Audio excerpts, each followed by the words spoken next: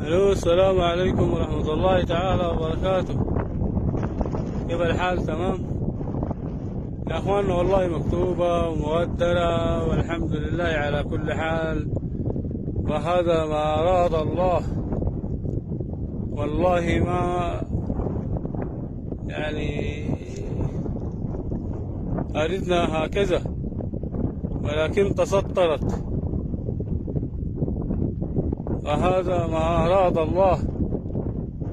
لن نخطط لها، ولكن هذه إرادة الله. فيا أخواني أعفوا عني، أعفوا عني يا إخواني. كل من أراد مني دينا ولم أنجز أن أسدده له، يا إخواني كل من أراد مني دينا أريده أن يعفي عني. والله هذا لن أخطط له، وهذه هي مشيئة الله. فيا إخواني أعفوا عني، ويا زوجتي ألزم الصبر، ويا زوجتي ألزم الصبر، ويا زوجتي ألزم الصبر، وابقي 10 على الوليدات. وهذه إرادة الله.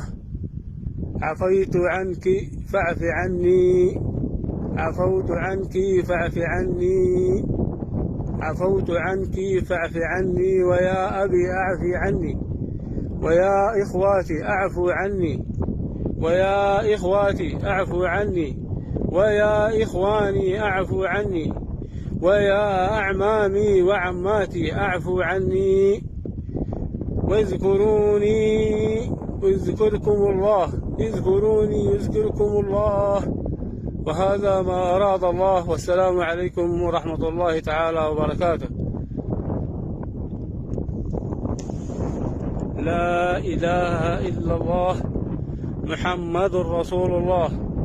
الله لا إله إلا هو الحي القيوم، لا تأخذه سنة ولا نوم، له ما في السماوات وما في الأرض. من ذا الذي يشفع عنده إلا بإذنه، يعلم ما بين أيديهم وما خلفهم، ولا يحيطون بشيء من علمه إلا بما شاء. وسع كرسيه السماوات والأرض ولا يؤوده حفظهما وهو العلي العظيم.